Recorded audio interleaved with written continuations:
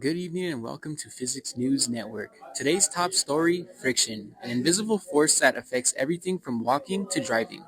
Our team set out to experimentally determine two key properties, the coefficient of static friction and the coefficient of kinetic friction.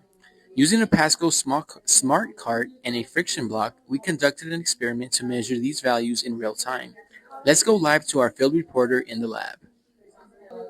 Thanks. We're here in the lab where we designed an experiment using a Pascal wireless smart cart to measure friction forces. So in our setup, we used a wireless smart cart, and we also used this little block that is adding friction to the track. And from there, we were able to measure static friction. We slowly pushed the cart forward until the block just began to move. The maximum force before motion represents the static friction force to measure kinetic friction. We continued pushing the block so it moved at a nearly constant velocity. The average force during the motion represents the kinetic friction force. We repeated this process for multiple trials to improve accuracy.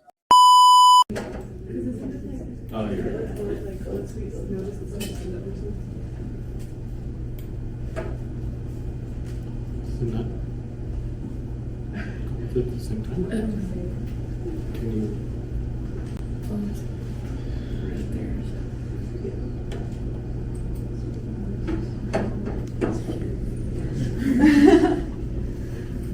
Yeah. You can consider those force for the static and then You're gonna have to show this. So we can say no, to widen it so we can see because it's like minuscule.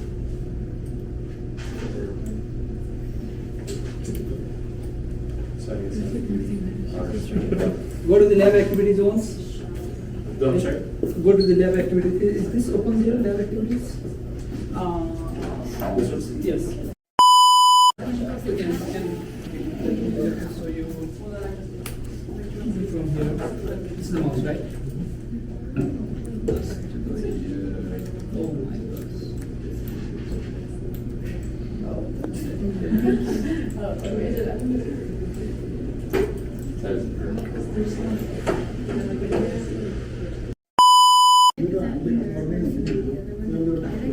How fast do you lift it off? Like look here, your card is. But you can check the data because yes, there you have the static.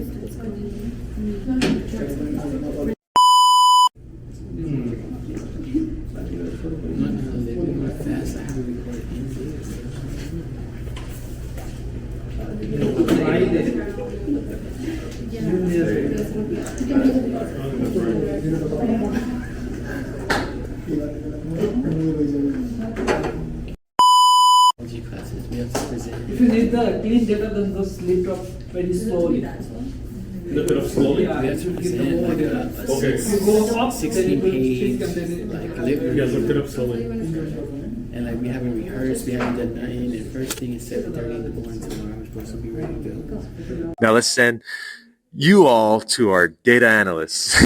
Okay. Thank you. From our experiment, we obtained the following average force values. The static friction force was 2.74 newtons. For kinetic friction force was 2.75 newtons. The negative signs originally recorded by the Pascal systems were due to direction, so we used the absolute values for our calculations.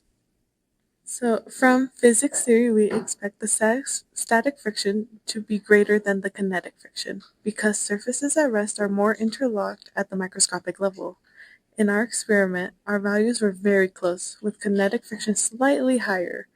This small difference is likely due to experimental errors such as the sensor noise, inconsistent pushing force, or rounding during calculations. Despite this, the results still demonstrate the expected behavior of friction. Thank you for our team for that insightful report. Today we learned how to measure static and kinetic friction, how to calculate coefficients of friction using experimental data, and why real-world measurements often differ slightly from theoretical expectations. One important aspect of our experiment was repeating multiple trials. We also learned that friction depends on the materials in contact and is difficult to measure perfectly due to real-world variables. This has been Physics News Network, where science meets the real world. Good night.